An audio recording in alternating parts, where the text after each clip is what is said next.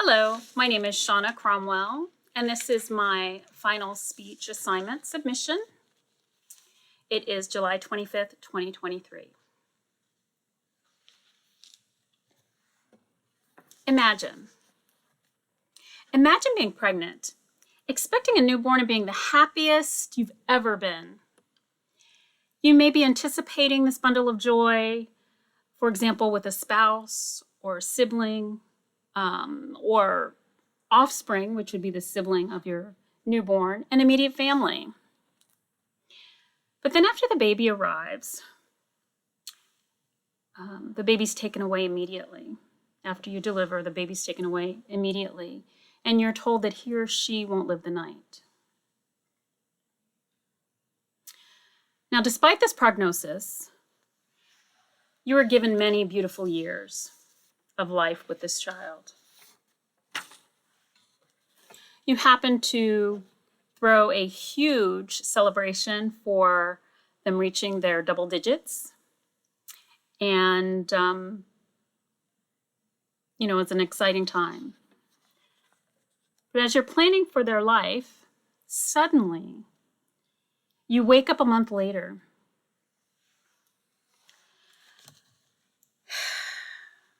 Your eyes are focused on the alarm clock, and the alarm clock's reading 8 a.m., which is about 30 minutes after you would typically wake up in the morning to get ready.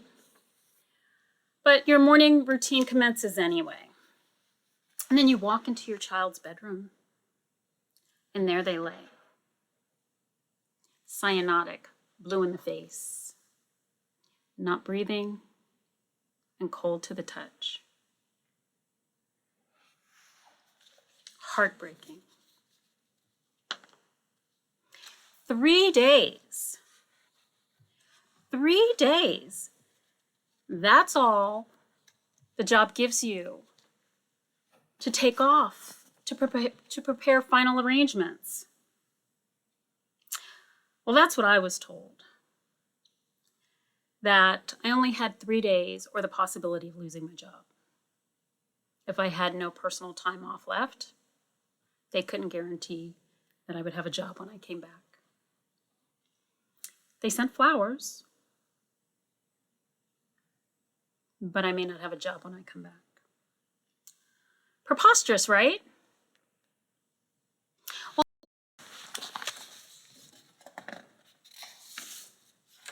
FMLA is a federal law that provides eligible employees of covered employees with unpaid job-protected leave for specified family and medical reasons. They can take up to 12 weeks in a 12-month period for the following reasons: the birth of a son or daughter, the placement of a son or daughter into adoption, to care for a spouse, daughter, or parent who has a serious medical condition, including incapacity due to pregnancy, and for prenatal medical care, for serious health conditions that would make the employee unable to perform their essential functions of his or her job. And according to the U.S. Department of Labor, the Fair Labor Standards Act, FLSA, does not require payment for time to work, not worked, including attending a funeral. This type of benefit is generally a matter of agreement between the employer and employee. OPM, the Office of Personnel Management, allows up to 104 hours of annual leave per year. And then leave for family care or bereavement purposes. Employers give their employees that sick leave entitlement.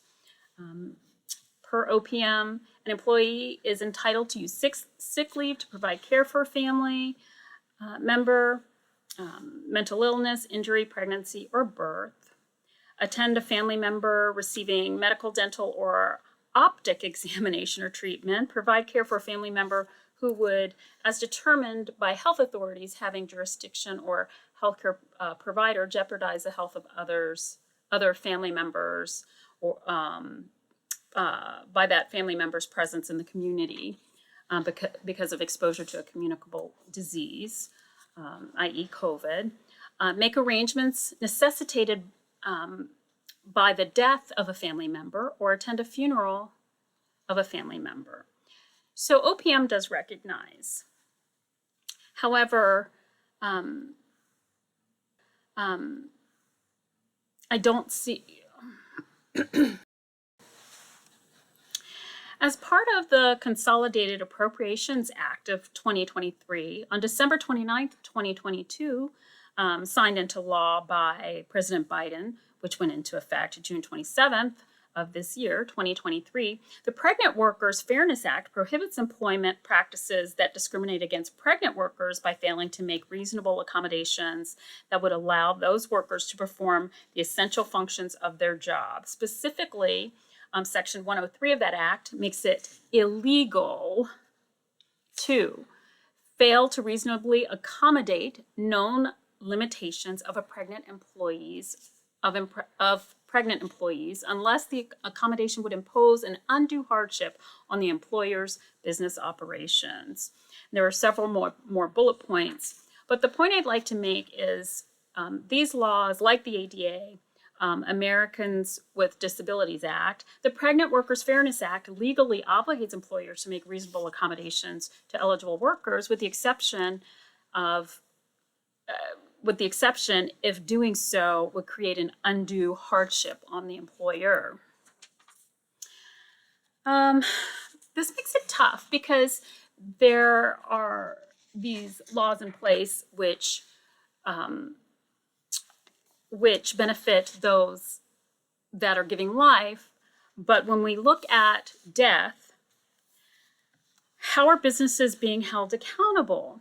Why is the law so loosely interpreted, and why not adopt realistic death and bereavement benefits into their leave policies? I was personally told that there was no guarantee I would have a job if I took time off after my daughter passed. Often as healthcare providers, we neglect our own needs and care for others, but imagine your child gone and having to go through the end-of-life process, preparing the obituary, informing the schools, canceling doctor's appointments, writing a eulogy, preparing a funeral, making sure you get the ashes or you have to identify the body first, and getting death certificates.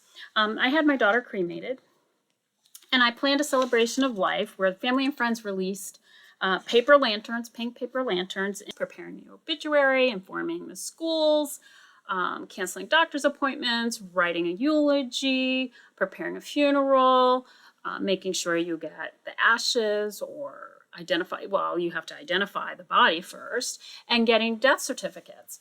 I had my daughter cremated, and I planned a celebration of life where the family and friends released paper lanterns, pink paper lanterns, into the pink sunset.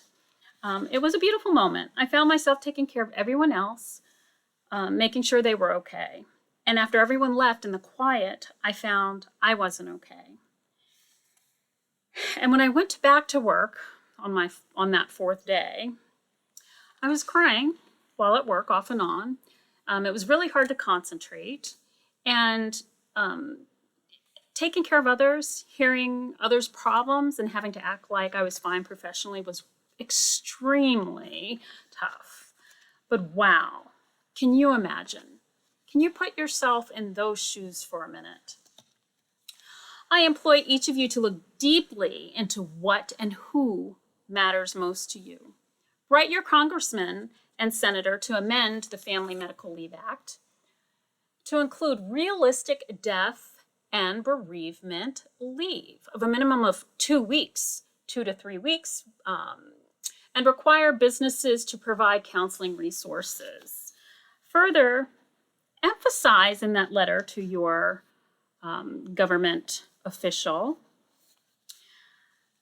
that we need to look at enforcement to adhere. We need to look at enforcement towards these not small, but businesses to adhere to said requirement towards non-compliant businesses. Though life can be hard, It is my hope that you should never have to bury a loved one, let alone your child. And when it comes to time to bury your parent, you have the time you need to process and grieve and heal. Most importantly, your circle is there to support you. I hope that for you, including your employer.